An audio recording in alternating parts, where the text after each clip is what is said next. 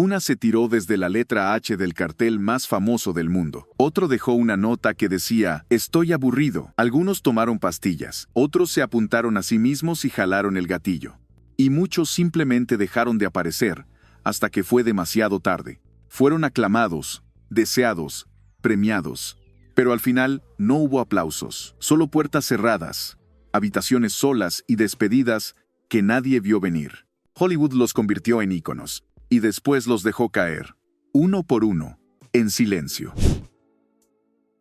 Llegó a Hollywood buscando lo mismo que miles, una oportunidad. Tenía 24 años, y venía del teatro, con una voz firme y una presencia magnética. Consiguió un pequeño papel en una película, pero nada más. La industria no respondió. Una noche subió caminando hasta el cartel de Hollywoodland, trepó a la letra H y se lanzó al vacío. Dejó una nota. «Tengo miedo de ser una cobarde. Lo siento por todo». Días después, le llegó una carta con una oferta para protagonizar una historia sobre una mujer que termina con su vida. No la leyó. No llegó a tiempo. Peg se convirtió en símbolo de un sistema que aplaude fuerte, pero escucha muy poco. Era belleza, energía y escándalo. La apodaban la chica volcán. Vivía con intensidad, hablaba sin filtros y desafiaba cada regla que le ponían. Quedó embarazada en un momento donde la maternidad sin matrimonio era sentencia. La presión, los rumores y el miedo a perderlo todo la encerraron en su casa. Esa noche escribió una nota, preparó su cama con flores, se vistió como para una escena y tomó una sobredosis. Lo que siguió fue peor. Los tabloides inventaron una versión grotesca de su muerte, una burla que aún circula. Pero el informe forense fue claro, lo hizo en silencio, con elegancia y desesperación. Lupe no fue una broma, fue una tragedia contada por gente que nunca la entendió. Ganador del Oscar, con una voz que podía cortar acero. Siempre fue irónico, elegante y un poco distante. En 1972 dejó una nota que decía, «Querido mundo, me voy porque estoy aburrido. He vivido lo suficiente». Se alojó en un hotel, tomó 5 frascos de barbitúricos y no se despidió de nadie más. Tenía dinero, fama, respeto, pero ya no tenía interés. No fue una crisis. Fue una decisión helada, como un cierre de telón sin aplausos. Sanders no pidió ayuda. Era una de las mujeres más fotografiadas de los años 40. Radiante, carismática y siempre al borde de algo más grande. Mantenía una relación secreta con un actor casado, promesas de amor, de divorcio, de un pronto, cuando todo se calme. Pero ese pronto nunca llegó. Una noche, Carol preparó una cena romántica. Esperó, y él no vino. Horas después, tomó una cantidad letal de Seconal. La encontró él mismo, al día siguiente. Esperó varias horas antes de llamar a emergencias. Hollywood dijo que fue un desliz, un exceso, pero la nota en la mesita de noche hablaba de dolor sostenido, no de impulso. Era galán de acento francés, voz suave y mirada profunda, amado por la cámara y por una sola mujer, su esposa, Pat. Estuvieron juntos más de 4 décadas. Cuando ella murió de cáncer, Boyer la acompañó hasta el final. 2 días después, tomó una sobredosis de barbitúricos. No dejó nota, no hizo declaraciones. Solo la siguió. Algunos dijeron que fue romanticismo extremo, otros que fue incapacidad de imaginar la vida sin ella. Tenía talento, belleza discreta y una sensibilidad que la cámara adoraba. Fue nominada al Oscar y protagonizó The Moon is Blue, una película que desató polémica por usar palabras como virgen. Parecía que iba a convertirse en la nueva gran estrella, pero no ocurrió. Hollywood se cansó rápido. Ella no encajaba con los moldes. Se retiró del cine, trabajó como mecanógrafa, vivió en un departamento modesto en Nueva York.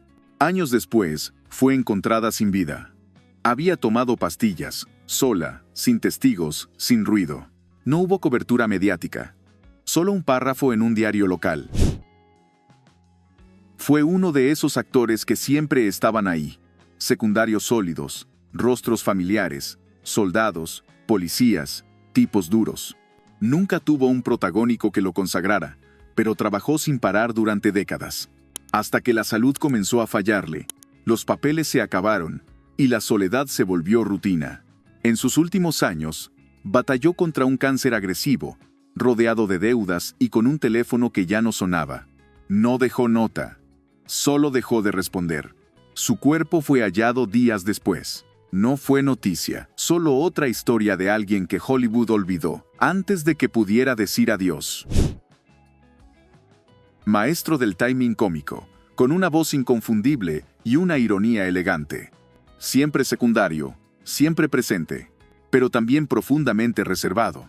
Nadie sabía mucho sobre su vida fuera del set. En 1946 murió en un accidente de auto. La versión oficial fue pérdida de control, pero algunos colegas y amigos cercanos hablaron de notas, de despedidas, de una tristeza que se venía acumulando.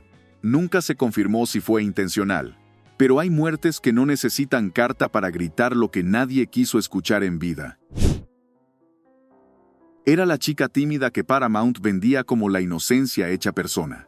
Sufría de ansiedad severa, miedo escénico paralizante y una presión constante por mantener una imagen que no le pertenecía. Comenzó a beber para calmarse, al principio, en secreto, luego, sin control. Los estudios la despidieron. Los tabloides se burlaron. Volvió años después para intentar reconstruirse, pero ya era tarde. Murió en su departamento a los 36 años, rodeada de botellas vacías y contratos rotos. El público la adoraba, pero Hollywood no supo cuidarla. Su caída fue una tragedia anunciada, lenta y televisada por la prensa amarillista. Empezó como promesa dorada, rubia explosiva, contratos grandes, fotógrafos siguiéndola por la calle, pero eligió mal sus batallas y peor a sus hombres. Una relación violenta, una pelea pública que desfiguró a su pareja y a su imagen. Los estudios se apartaron.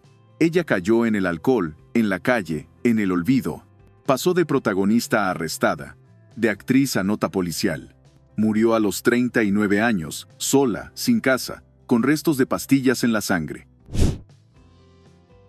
Fue una estrella infantil de los años 20. Uno de esos nombres que los estudios impulsaban como el futuro de la industria. Pero cuando creció, no hubo roles esperándola. Intentó volver al cine, luego al teatro, luego a la televisión. Nada funcionó. Terminó enseñando actuación en pequeños talleres mientras acumulaba resentimiento y tristeza. Su muerte fue tratada como un dato menor. Ni siquiera fue noticia. Solo años después se supo que había dejado una nota, nunca publicada. Era guapo, intenso, con mirada de villano y carisma oscuro.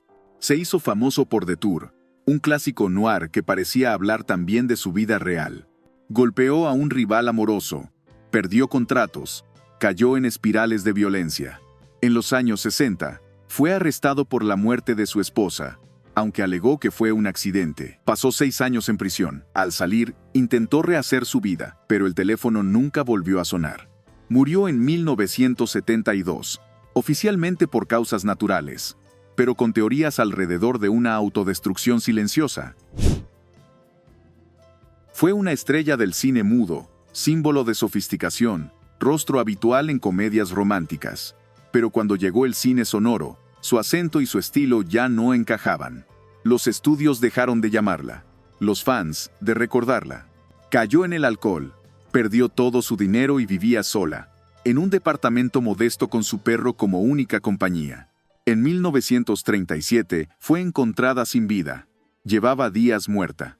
La prensa, cruel como pocas veces, se centró en el detalle de que el perro había sobrevivido, comiendo parte de su cuerpo. Pero detrás del morbo había una verdad simple. Marie murió olvidada por el mismo sistema que la había usado hasta el último plano. Ganador del Oscar por They Shoot Horses, Don't They? Respetado, elegante, impecable frente a la cámara. Pero fuera del set, la oscuridad lo seguía. Alcoholismo crónico, múltiples divorcios, cambios de humor extremos. En 1978, recién casado con su quinta esposa, fue hallado muerto junto a ella en su departamento. Él le disparó a quemarropa, y luego a sí mismo. No dejó explicación. solo una escena imposible de reconciliar con la imagen que Hollywood había vendido durante décadas. Fue un actor brillante, pero también un hombre que se rompió sin que nadie supiera o quisiera detenerlo. Aunque más conocida por la televisión de los 80, su historia fue un eco doloroso del viejo patrón de Hollywood. Niña estrella, explotada, olvidada. Después de Diff'rent Strokes, los papeles se esfumaron. Cayó en drogas, robó una videotienda, fue arrestada, se expuso en medios como un caso perdido. Dijo en una entrevista que estaba tratando de cambiar, de recuperar algo, pero nadie le creyó. Murió por sobredosis en una caravana prestada, con solo 34 años. Un año después, su hijo también se quitó la vida. Su final no fue una sorpresa, fue una omisión colectiva. No se fueron porque no eran fuertes. Se fueron porque nadie los cuidó cuando dejaron de ser útiles. Contame en los comentarios. ¿Quién de esta lista te impactó más? ¿Qué historia crees que el público todavía necesita escuchar? Si este video te tocó, te incomodó o te hizo mirar el pasado con otros ojos, suscríbete, porque hay muchas más historias detrás del telón, y algunas todavía están esperando que alguien las cuente.